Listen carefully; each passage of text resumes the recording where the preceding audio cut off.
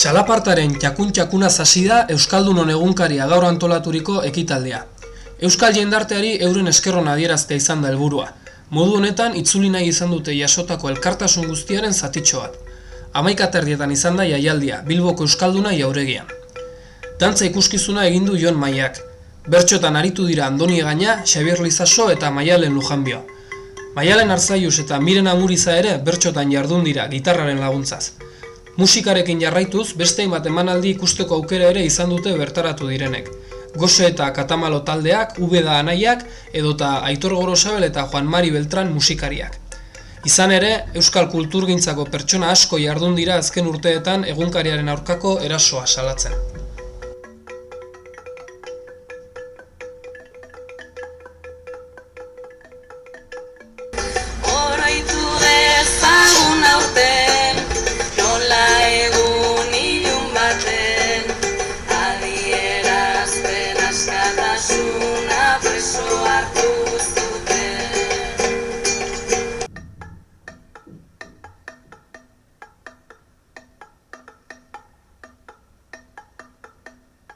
Zazpi urte igaro dira arrez geroztik. 2003ko otsailaren 20an, Guardia Zibilak Juan del Olmo epailearen aginduz Euskaldunon egunkaria kazeta itxi zuen. Euskara hutsean kaleratzen zen egunkari bakarra, Euskaldunek Euskaldunentzat egina. 10 lagun atxilotu zituzten operazio hartan, eta 5 egun luze igaro behar izan zituzten inkomunikatuta Guardia Zibilen menpe. Atxilotzen dituzten Euskaldun gehienen antzera, torturatuak izan zirela salatu zuten hauek ere. Duela urte batzuk Europara eraman zuten tratu txarren inguruko denuntzia. Auzitegi Espainiarrek onartu dute egunkariak ez duela zer ikusirik Euskadi eta askatasunarekin, baina inoiz ez dute onartu Guardia Zibilak atxilotuak torturatu izana. Azken 7 urte hauetan zehar, denetik ikusteko aukera egonda. Iñaki Uria izan zen aske geratzen azkena, 250.000 euroko bermea ordaindu ostean. Martin Ugalderen kontu korronteak desblokeatu zituen Auzitegi Nazionalak, hura hil eta 11 egunera. Josemi Zumala Bebera ere epaitu nahi izan zuten, hilik egon arren. Astakeria zerrenda zinez luzea izan da. Euskalduna jauregian ospatu den ekitaldian, egunkarian alde lan egin duen lagun oro goraipatu nahi izan dute antolatzaileek. Mugimendu horretako zenbait kidek hartu dute hitza. Xabier Mendigurenek, egunkariaren babestaldeen izenean. Hainbat bazterretako herri batzordeak ere mintzatu dira. Euskal Herrikoak, herrialde katalanetakoak, baita estatu espainiarrekoak ere. Guztiek azpimarratu dute herritarren lana, egunez egun, egunkariaren aurka egindako erasoa salatu duen pertsona anonimoaren jarduna. Amaitzeko, Joan Mari Torrealdaik itxi du ekitaldia, bere hitzekin uzten zaituztegu. Zuek merezi duzuelako antolatu dugu gaurkoa. Hori eta gehiago ere merezi duzue.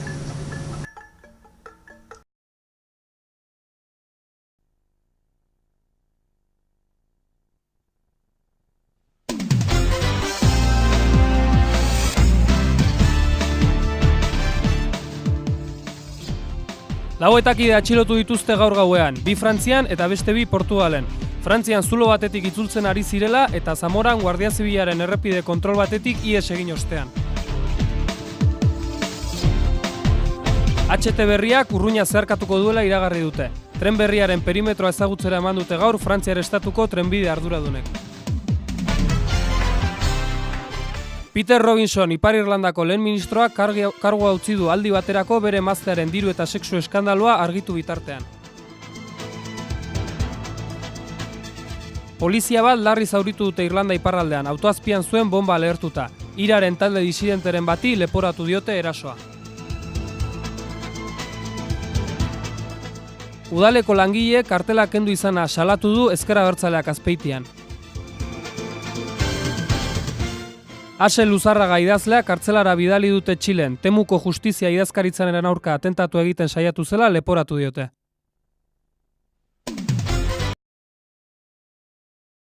Egunkariaren aurkako auzian deklaratu dute gaur Jose Luis Álvarez Santa Cristina Txelis, Jose Mari Dorronsoro eta Carmen Gisasola euskal preso politikoek, akusazioak eskatuta.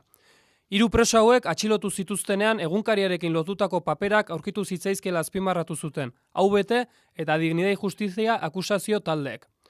Bestelakoa da presoen iritzia. Etak ez zuela inongo kazetarik sustatu azpimarratu du Txelisek. Erakunde armatuak egunkariarekiko zeukan interes bakarra soziala zela adierazi du, euskara garatu zitekelakoan. Dorronsorok esan du etan ez zutela bat ere hitz egin egunkariaz, eta Gisasolak adierazi du ez zekiela ezer Euskaldunon egunkaria sortzeko proiektuaz bera etakidea zen garaian. Poliziturrien arabera, egunkariari buruzko dokumentuak atzeman zizkieten presoaiei atxilotu zituzten garaiai. 1980 eta 1983 urteen artean. Atxiloketa epean, etzela torturarik egon azpimarratu dute Guardia Zibilek epaiketan. Hainbat atxilotuk tortura jaso izana salatu zuten arren. Hala eta guztiz ere, auzipetuek moralez tinko daudela adierazi diete hedabidei. Juan Mari Torrealdairen hitzak. Eta gu indar berriturik gatoz, Bilboko manifestazioari esker, han garbi gelditu baizen gure herriaren protesta egunkariaren itxiaren kontra eta gure askatasunaren alde. Iaren 25ean izango da epaiketaren hurrengo saioa, beste lekuko batzuen deklarazioarekin. Ondorioak urtarriak 27ean irakurri nahi dituela adierazi du epaimahaiak. 27ean bukatuko litzakete epaiketa eta orduan sententziaren zain geratuko lirateke auzipetuak.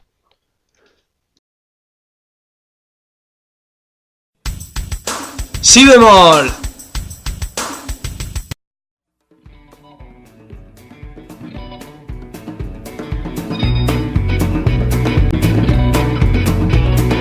Twiddly-dum and twiddly-dee, they're throwing knives into the tree. Egunon, entzule. Hemen gaude gaurkoan ere, berriz ere, zurekin, igande eguerdi honetan, biharamuna pasaz. Hasi da musika, hasi da si bemol. Errepaso laburra emango diogu gaurko irratsaioari. Lehenik eta behin enkarterria ingurura joango gara, bertan Siroka taldea sortu berri da, eta euren lehen CD-a kaleratu dute, haize berriak, eurekin mintzatuko gara. Eta ondoren nazioarteko panorama pixkat hurbilduz, pixkat gehiago ezagutuz, Atlantikoa jauzi egin eta Kubaraino joango gara. Konpais segundo duela 7 urte hiltzen, baina oraindik ere badu zer esana. Hau da beraz, entzule gaurko irratsaioa eta ondoren musika agendaren berri emango dugu.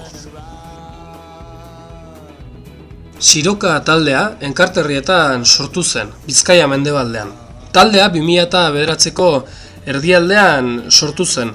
Ekaitz, Maria, Gorka eta Pepok osatzen dute, eta eurek azalduko digute nondik datorren Siroka izena. Balmasako ekintza asambladak txiritzaren problematikaren inguruko bilduma bat sortu nahi zuen Balmasako musikariekin. Eta ni Balmasako naizen, ez da taldeaz neukanez, eskatu nien hauei laguntzea hori, abesti hori sortzeko. Eta holan sortu zen, egin genuen abesti hori bilduma horretarako, eta justo gainera Saharako bildumarako bebai eskatu zuten abestiak egiteko eta animatu ginen da holan sortu zen talde. Mariak esan duen bezala Saharako bildumarako kantu bat egitea pentsatu genuen eta letra bat egin ziguten Iraultza Sirokoak izenburua zuena eta hortik Siroko, Sirokaitza femeninora pasatu genuen esatearren eta indar gehiago emonez, eta Siroka eratu zen azkenean. Siroka taldea, musikaren munduan esperientzia daukan jendeak osatzen du. Lehenik eta behin gitarrista, Ekaitz, Kloratita talde handiko gitarrista ere izandakoa da. Bestetik, Mariak, apurka taldearekin guztiok belarria goxatu ditu bere estilo akustikoarekin, eta azkenik, Gorka Chamorrok hainbat taldetan ere jo du eta jotzen du gaur egun, ala adibidez, Feos Pero Majos eta zein da zein. Antzeko estiloetatik guztiak, baina ez berdinak. Beraz, musikari guztiagoen fusiotik, zen musika estilo atera zer da Siroka, norantz jotzen du? Horrela definitzen dute Gorka eta Ekaitzek. Badakizu musika egiten dugunei ezaigula gustatzen bat ere etiketa jartzea dena, baina Ekaitz eta biok askotan hitz egin dugu power pop etiketaz, eta asko gustatzen zaigu. Oso indartsua da, baina gure toke poperoa dauka ez. Elakik ondo zer den, baina... Hori da, ez dakit oso ondo irakurri dugu hor nonbaiten blogen baten ziurrenik, baina oso etiketa polita iruditzen zaigu. Power pop, bai, txiko dugu lan. Kortatuk aspaldidanik esate zuen. Ikusten duzun bezala, nire gitarrak ez du tirorik jotzen, baina badakin nora ari naizen apuntatzen zuk bala ikusi ezarren. Nora apuntatzen du Xirokak, zer salatzen du, ze alternatiba eskaintzen ditu, zein da bere ideologia, pentsaera, pentsamoldea. Haien 7 abestiek, 7 abestiko CD-ak, ongi erreflexatzen ditu euren ideiak, eta Ekaitz gitarrista horren inguruan mintzo da. Gauza batzuk salatzen ditugu hori horrela da, baina injustizia asko daude herri hontan. Baina hainbat eta hainbat gai jorratzen ditugu. Argi dagoena da, guk lehenengo hasierako bertsoa eta landuko ditugun gaiak esposatzen ditugu, eta gutxi gora bera da, zer esango dugunaren eskematxo bat edo laburpentxo bat, eta hori ikusten da, benetan, Euskal Herriak horren beste injustizia pairatzen dituela salatzea, baina baita ere irten bideak badaudela aipatzea. De hecho, incluso izena bera Gaize Berriak ere hortik dator bebai, Osea, Gaize Berriak behar ditugula eta gu horretara gatoz bebai. Irten bide beste batzuk egon daitezkela, eta horretarako gure granotxoa jartzen dugu musikaren bidez. Twiddly-dum and twiddly-dee, they're throwing knives into the tree. Agerikoa da beraz, Xiroka taldeko kideek daukaten sentsibilitate bai politiko eta bai soziala ere. Izan ere, elkar ezagutu ziren musikerria, musikaske kolektiboan. Horren jakitun, euren kontzientziaren jakitun, etxeratek abesti bat eskatu zion Xiroka taldeari. Eusko Jaurlaritzak presoen argazkien inguruko gerra hura piztu zuenean. Bihotzetatik zintzilik da abestiaren izena, eta hainbat kolaboraziorekin kontatu ahal izan zuten. Hala nola 121 Kriu, Gose edota Esne Beltza edo Alaia Martin bertsolariarena. Bihotzetatik zintzilik, honako abesti hau.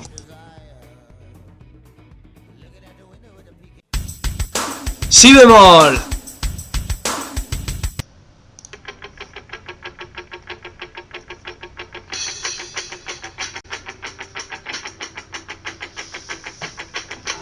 Ilusiaren bidetik hauzar dira lagun izan zenuen, etorkizuna irabazteko autua egin zenuen, sentimenduen bidetik errepidea ezagutu genuen, urruntasunean gertu sentitzen gaituzue. Argazki bihurtu zaituzte, isilarazin zaituzte, itxumututa gorne zaituzten, debekatuta zaude, debekatuta gaude, debekatuta zaude, gaude, zaude, gaude. Argazkiak hormetatik zintzilik, duen irudiak, urtu dituzten arte. Gure artean jarraitzen duzue bizirik,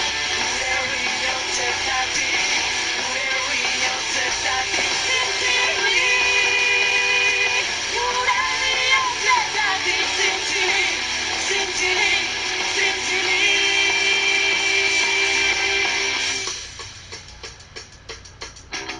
Riak, las palmas, musuak, desarkadak, epaiketak, golpeak, tortura, narkoak, isolamendua, txamponaren bialdea, borrokaren bialdea, bialdea.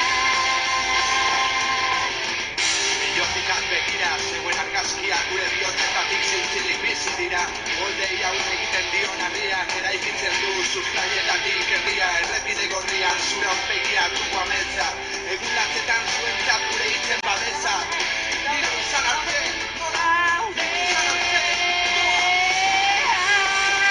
Argazkiak hormetatik zintzilik, duen irudiak, urtu dituzten arte. Gure artean jarraitzen duzue bizirik, gure bihotzeetatik, zintzilik. Horra hor bihotzetatik zintzilik, horra hor Xiroka. Eta orain Atlantiko gainetik jauzi egin eta pagoaz Kuba eta Konpai Segundo.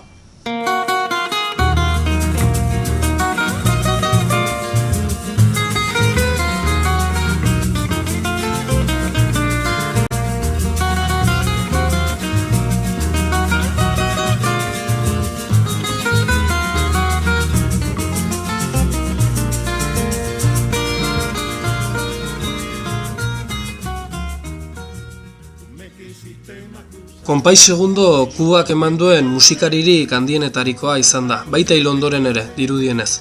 Buenavista Social Club kolektiboak CD bat kaleratu du Konpai Segundoren omenez. CD berri honek konpairen abesti ezezagunenak biltzen ditu. Izan ere, kubatar honek bizi osoa pasa zuen musika jotzen, baina etzen ezaguna egin 1987 urtera arte, Buenavista Social Clubek diska kaleratu zuenean. Hurrengo urteetan gelditu barik ibili zen alde batetik bestera, kontzertuz kontzertu. Duela 7 urte, 2003ko uztailean, 85 urte zituela, bere bihotza itzali zen eta berarenganako miresmena piztu. Horren adierazle honena da CD berri hau, Atardeceres de Sombrero. Konpaik bere musika eta bere umorea utzi zigun. Que me gustan los valores, yo respeto la cultura, porque hay quien dice que uno se olvida, yo no me olvido de nada. De mí sí yo tengo queja de que se olvidan, pero que no se olviden. Si bemol!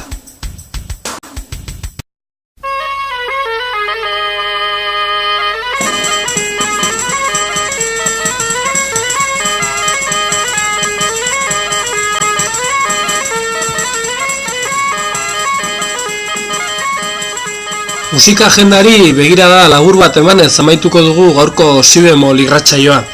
Lehenik eta behin, aipatu behar da Seguran, bertako asanbladak kontzertu ugari montatu dituela eta larunbat honetan, gaueko 10etan, herriko plazan, joko dutela Indarra, talde Ataundarrak eta Deskriados talde Ordiziarrak. Bestetik, Zaldibiako gaztetxean, Zea Maiz eta Bendeta taldeak ekarriko dituzte antzokira.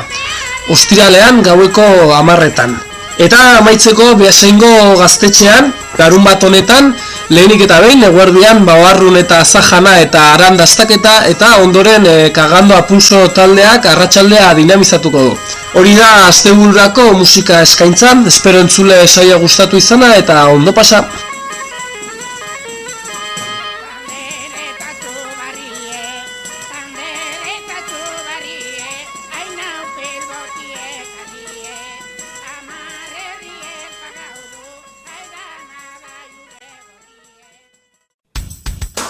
Si bemol! Zalantza asko daude gaur egun agripearen aurkako txertoaz, bereziki haurdun dauden emakumeekin erabiltzerako orduan. Estatu Espainiarreko txertaketen elkarteko lehendakaria Jose Maria Baiasek haurdunekin tratamendu bereziak probatzen ari direla adierazi du. Espainian nahiago izan da bakuna ezberdin bat erabili haurdun dauden emakumeekin. Txertoa jaso duten milioika gaixoen artean haurdun zeuden emakumeak ez ziren portzentaia handiena eta esperientzia gutxiago dago haiengan sortu ditzaketen efektuekin. Honegatik Espainian zuzenagotzat jo da orain erabiltzen ari garen bakuna txertatzea.